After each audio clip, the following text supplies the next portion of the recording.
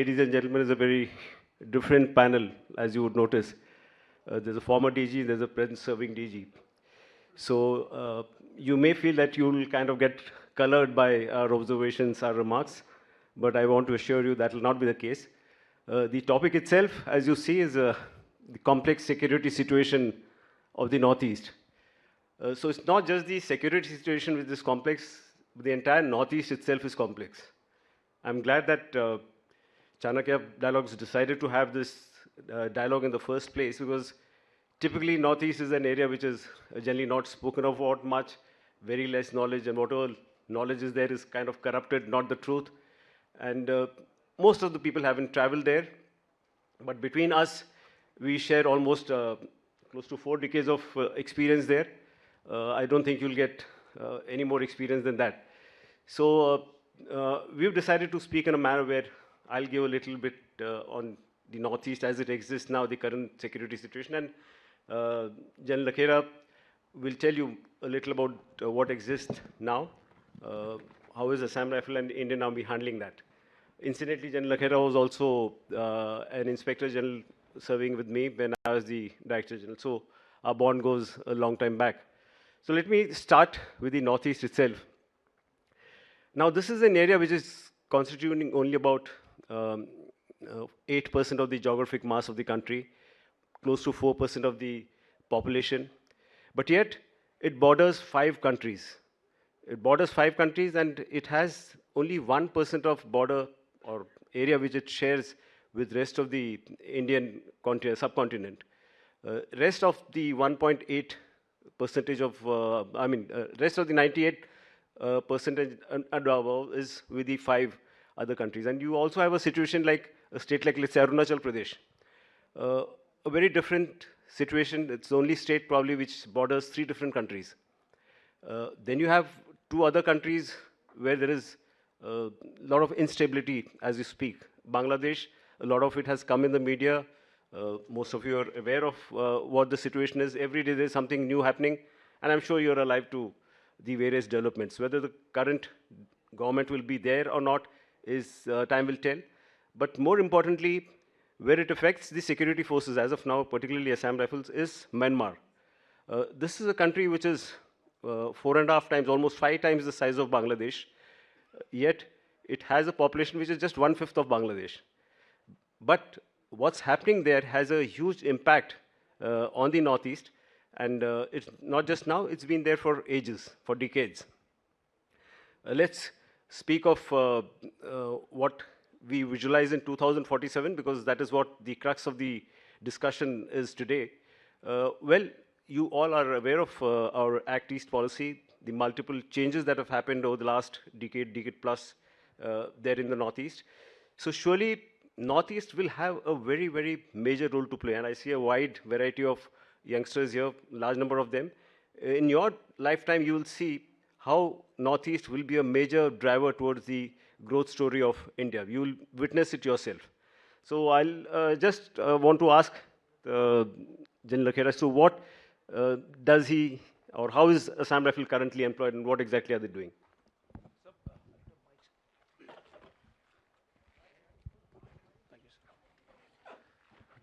Good evening, ladies and gentlemen. Thank you very much, sir. As head of DG Assam Rifles, I'll only speak what I'm mandated to do. If I cannot provide a solution, I'll not be part of the problem. Assam Rifle is symbiotic to the modern history, last 200 years of the Northeast. It has participated in all major operations. Assam Rifle and army are symbiotic in nature.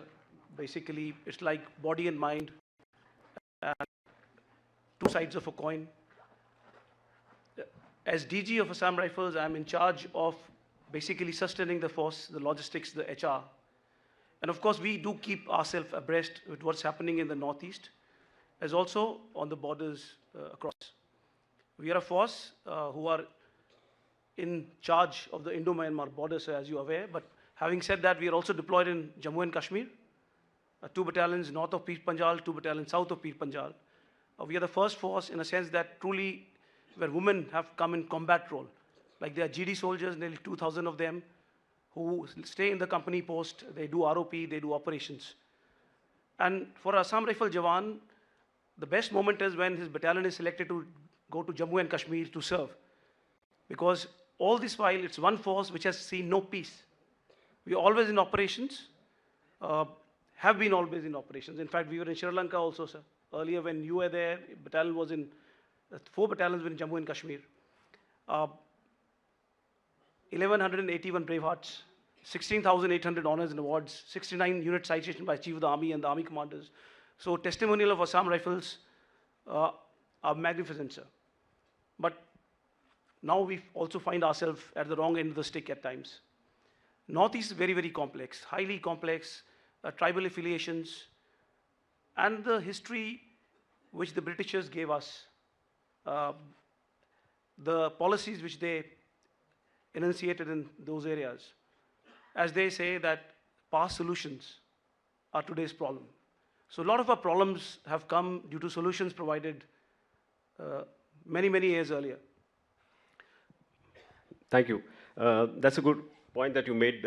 Yes, we must really appreciate the role that Assam Rifle has played. Like he said, Assam Rifle and the Northeast are like conjoined twins. Close to 190 years, Assam Rifle has grown along with the Northeast, and Northeast has grown along with the Assam Rifles, if I may put it that way. General Lakhera just mentioned about what's happening, very succinctly he put it about what's happening in Myanmar. I also want to draw your attention to the fact he said the huge disparity, not just disparity, but the kind of languages that are there, the number of tribes that are there, is mind-boggling. You have to actually go to see, understand how different the Northeast is. But coming back to Myanmar, as it affects, because a large impact of Myanmar is there, it's not in the news, but it's there in your face when you go to the Northeast. And let me speak from the perspective of the Northeast people. We speak of our partition in 1947. But for them, for the people in the Northeast, the first partition happened in 1937, when Burma was made a separate country. Otherwise, it was part of the British India. And there, for the people in the remote areas, suddenly a line gets drawn, which is not identifiable on ground, but yet they're told, oh, you're a different country, you're a different country.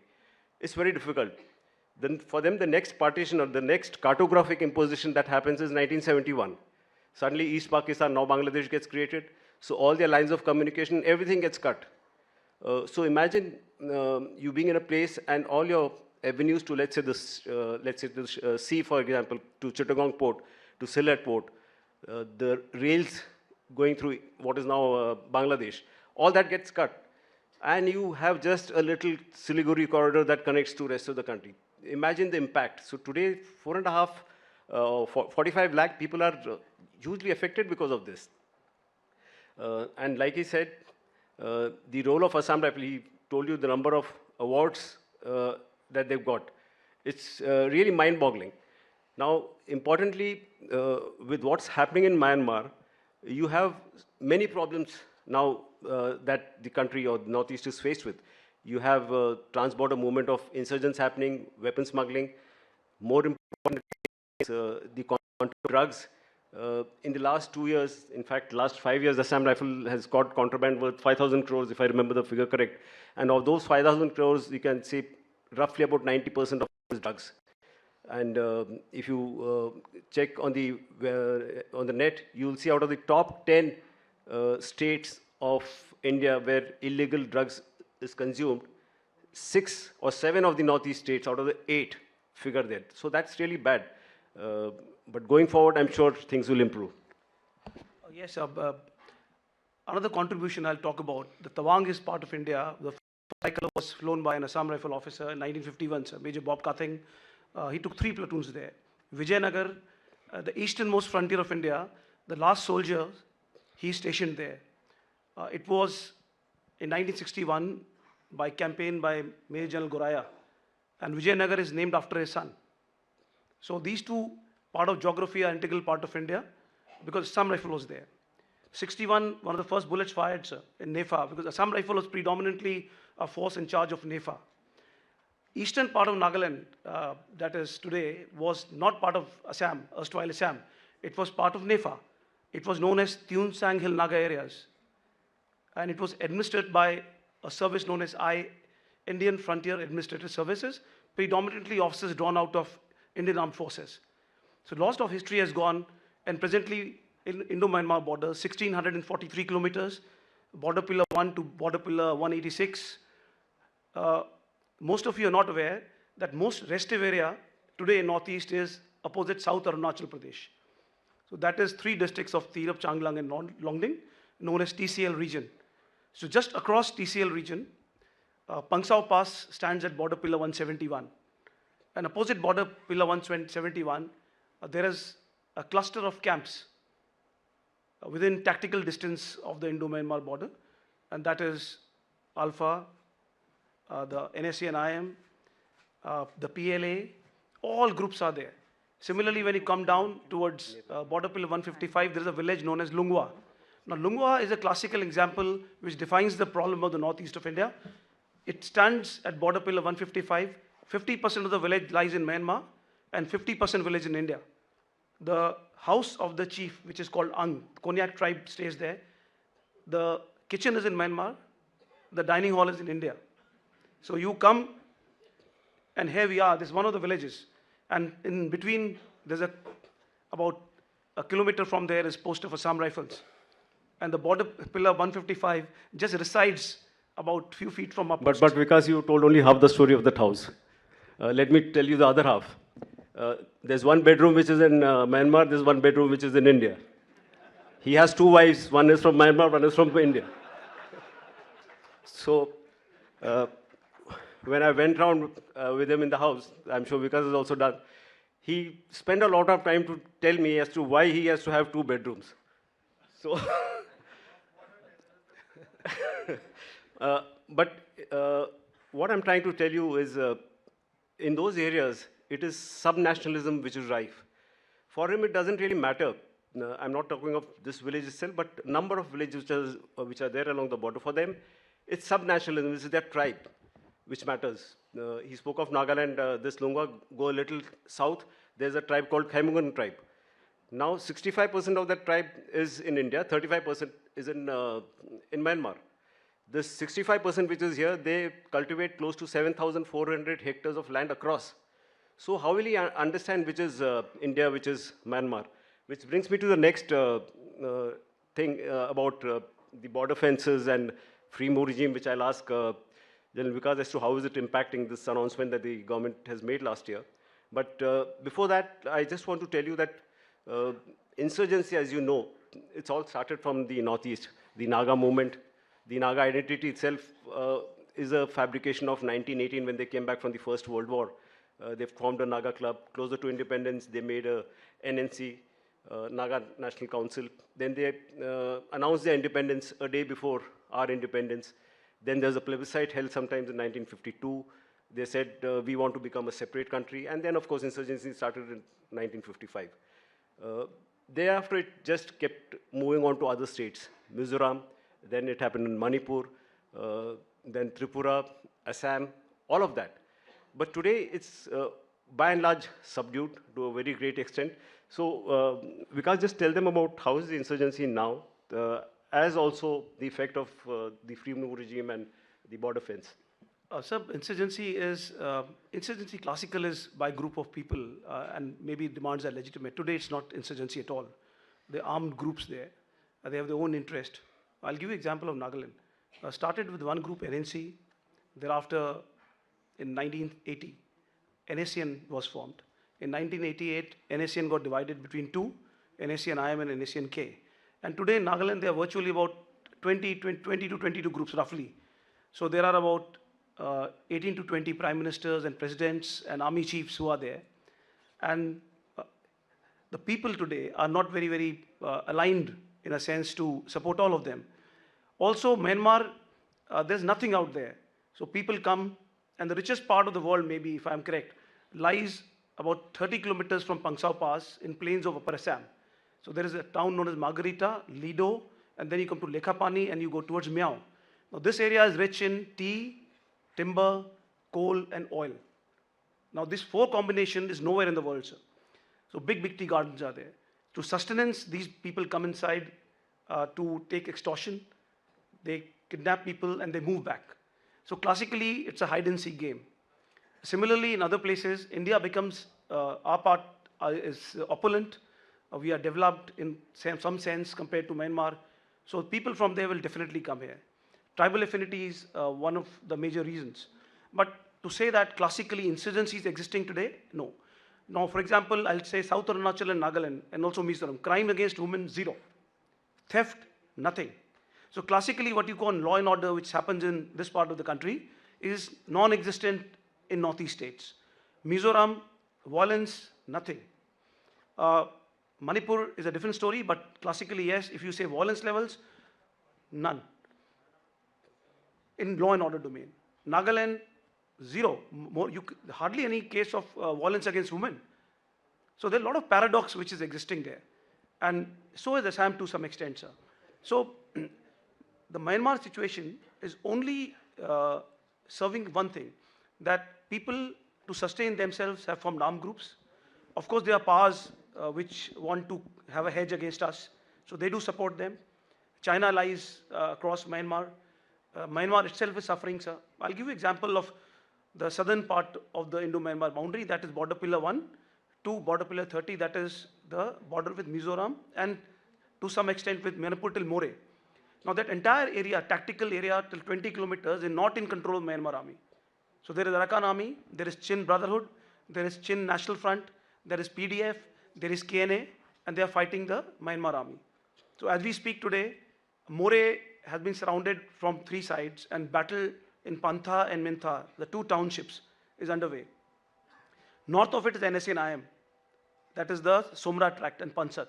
Beyond that is the Naga territory in border pillar 130 to about 155. So situation is very, very fragile, sir. And somebody commented to me the other day, when I went to Manipur, that situation is evolving like Afghanistan. So nobody is willing to give to others authority. So lack of law and order, lack of central control will be detrimental to us in some way in times to come. That's a very heartening thing to hear.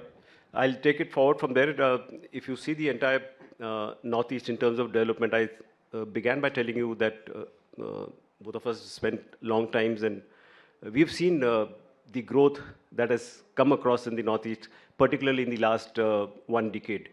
The number of bridges, when I first went there as a young officer, there was just 1 bridge across Brahmaputra. Then the second one came. Today there are 5 of them. Most of the state capitals were not connected with railways. Today you have railway tracks going, and within a matter of, I think, 2 years, all the Northeast capitals, state capitals will have trains. When we get some of those children from there to rest of the country, let's say to Delhi or somewhere else, the young students, they see train for the first time. Now, similarly, there are other investments that are happening in a big time. All through all these decades, the fear was security, and the topic itself is of security. The things have changed to a very large extent. Just last week, you would have heard of 2 top industrialists promising more than 5,000 crores of investment. In the last 4-5 years, whenever the CII, Confederation of Indian Industries, have gone there, not only have they promised, but they've actually invested. So these are very heartening signs, and going forward, if the peace dividend helps and peace prevails, then how does Assam Rifle function there? What exactly do you see other roles? So Assam Rifle operationally is under control of Indian Army. Indian Army is the one which the terms of references of operations are given by Assam Rifles. Assam Rifle, as head of Assam Rifles, as I told you earlier, sir, and you were aware, you were DG, what is our role, sir? But we do keep ourselves aware. We do keep a watch also. And we do all the tasking which is interested to us. What I see in Northeast is, that if you take classically, violence levels are down. Development, definitely yes. What is desired? No, sir. So in the tactical depth of Indo-Myanmar border, there's no development. So our point of concern is the border areas of Indo-Myanmar. There are hardly any police stations, hardly any parallels or rails connecting, sir. No electricity to the extent we desire. The Indo-Myanmar, and I'd also like to mention here, I think we are the only country in the world who have an FMR like new FMR regime, in which the government of India is magnanimous enough to the citizens of the other country, and they allow them without any pass or identification. We do capture their biometrics, but I think it's a step which no other country has the heart to take. I think we are the only country which have this. And this is also to support somewhat the people along the border areas. The fencing work is on, but there are huge challenges in that because infrastructure is there, the tribal affinities are there are interest groups which are there. And this is 20th of February, and 500 crores of drugs have already been seized. So a lot of good takes as of now from Northeast, but lot is yet to be done, sir. And all of that has to be done lies in not our domains. Absolutely, and let's be parochial by saying that Assam Rifle will have a great role to play in that.